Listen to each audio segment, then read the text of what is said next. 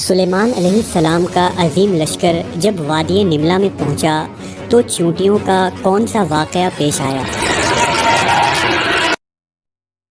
عظیم سلیمانی لشکر سے یہ مخلوق ڈر کر کیوں بھاگ کھڑی ہوئی، اور قرآن مجید کے اس واقعے کا جدید سائنس سے کیا تعلق ہے؟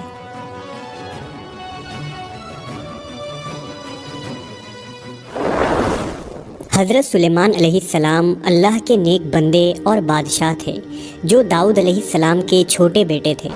آپ 965 قبل مسیح میں حضرت داؤد کے جانشین ہوئے اور تقریباً 60 سال فرما روا رہے۔ اللہ نے اپنے برگزیدہ پیغمبر سلیمان علیہ السلام کو علم منطق الطیر یعنی پرندوں سے باتیں کرنے کا علم عطا فرمایا تھا، بلکہ آپ پرندوں ہی نہیں، چرندوں، درندوں اور کیڑے مکوڑے تمام مخلوق کی زبان سمجھتے تھے اور ان سے انہی کی زبان میں باتیں کیا کرتے تھے۔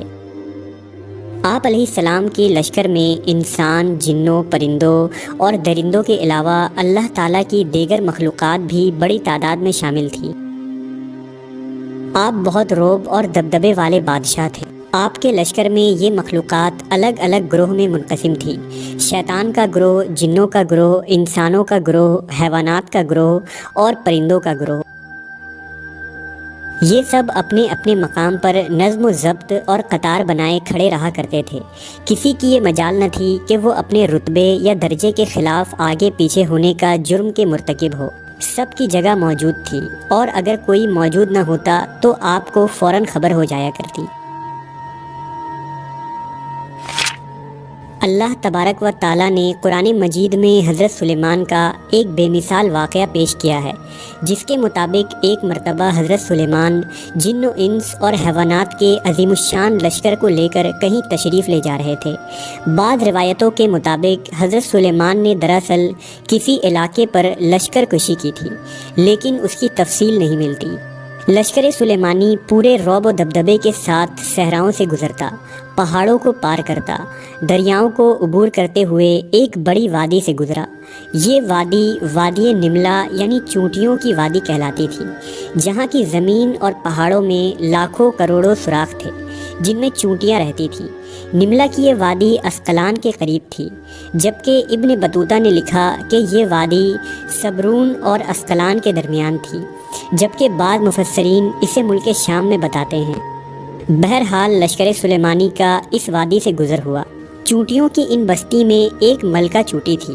ملکہ چونٹی اپنے رعایا چونٹیوں کا بہت خیال رکھتی تھی اور چونٹیوں کی اس سلطنت کا نظم و نسق بخوبی چلاتی تھی۔ تمام چونٹیاں اپنی ملکہ سے بہت پیار کرتی تھیں اور اس کے ایک اشارے پر بڑے سے بڑا کام کرنے کو تیار رہتی۔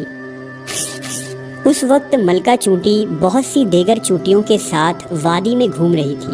اچانک اسے زمین میں عجیب سی دھمک محسوس ہوئی۔ وہ چونک کر رک گئی اور زمین سے آتی آواز کو غور سے سننے لگی۔ ملکہ چونٹی بولی، لگتا ہے کوئی بہت بڑی فوج ہماری وادی کی طرف آ رہی ہے۔ یہ ضرور حضرت سلیمان علیہ السلام کا لشکر ہے۔ دیگر چونٹیوں نے بھی اس کی بات سے اتفاق کیا۔ کچھ ہی دیر میں اس جانب سے دھول کے بادل اٹھتے دکھائی دینے لگے۔ جلد ہی فوج قریب آن پہنچی۔ سلیمان علیہ السلام اپنے تخت پر سوار اپنے فوج کے ساتھ آ رہے تھے۔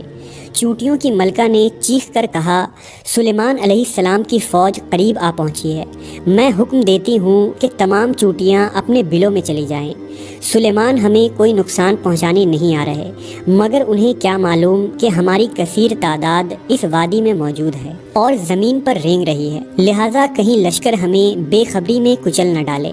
حضرت سلیمان اس وقت 3 یا 5 میل کی دوری پر تھے، لیکن آپ علیہ السلام تک ملکہ چونٹی کی آواز پہنچ گئی۔ آپ اس کی بات سن کر مسکرانے لگے اور ملکہ چونٹی کی سمجھداری اور اپنے رعایا کے خیال رکھنے پر اس کی تعریف کرتے ہوئے فرمایا کہ بے شک ایک بادشاہ کو اپنی رعایا کی حفاظت کا اسی طرح خیال رکھنا چاہیے جس طرح یہ ملکہ چونٹی نے کیا ہے۔ اس واقعے میں ہمارے لیے بے شمار نصیحتیں اور سبق موجود ہیں، لیکن اس واقعے کا ایک پہلو جدید سائنس کی کڑیوں کو جوڑتا ہے۔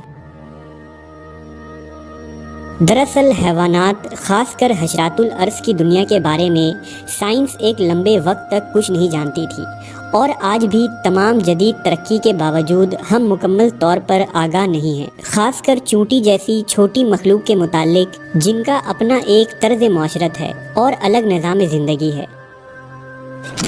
سال 1916 میں ای او ولزن اور ان کے ساتھیوں نے چونٹیوں پر کافی ریسرچ کی تھی۔ اسی طرح یونیورسٹی آف لوزن کے ایک اسٹڈی ریسرچ میں بتایا گیا کہ چونٹیاں دراصل دوسرے جانوروں سے کافی الگ اور سمجھدار مخلوق ہوتی ہیں، کیونکہ وہ آپس میں باتیں کرتی ہیں، لیکن یہ چونٹیاں آواز سے باتیں نہیں کرتی بلکہ ڈیٹا منتقل کر کے بات کرتی ہیں، اور اس کا طریقہ یہ ہوتا ہے کہ وہ اپنے منہ سے ایک فلوئڈ یا مواد نکالتی ہیں اور سامنے والی چونٹی کے منہ میں چپکا دیتی ہیں، اور دوسری چونٹی اس سے سارا پیغام ڈی کوڈ کر کے سمجھ لیتی ہیں۔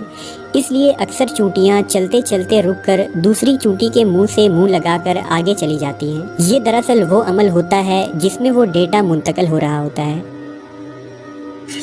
آج سائنس چونٹیوں کے جس بولی اور ڈیٹا ٹرانسفر پر زوروں سے ریسرچ کر رہی ہے اور حیرت زدہ ہے، وہیں قرآن مجید نے 1400 سال پہلے ہی سلیمان علیہ السلام کے اس واقعے کے ضمن میں یہ واضح کر دیا تھا کہ یہ مخلوق بھی بولتی اور سمجھتی ہیں، لیکن اس زمانے میں ان واقعات کو محض قصے کہانی اور افسانے قرار دیے گئے، جسے آج سائنس ماننے اور اقرار کرنے پر مجبور ہے۔ تاریخ گواہ ہے کہ جنہوں نے قرآن مجید میں غور کیا ان لوگوں نے درختوں کے نیچے بیٹھ کر نہ صرف زمین کا حجم بتایا بلکہ یہ بھی بتا دیا کہ انسان پرندوں کی طرح کیسے پرواز کر سکتا ہے۔ اگر ہم قرآن مجید میں غور و فکر کریں تو آج بھی ایسی ایجادات کر سکتے ہیں کہ نسل انسانی حیران رہ جائے، جیسا کہ اللہ نے قرآن مجید میں بار بار فرمایا، کیا یہ قرآن میں غور نہیں کرتے؟ کیا یہ عقل نہیں رکھتے؟ اس میں عقل والوں کے لیے بہت سی نشانیاں ہیں۔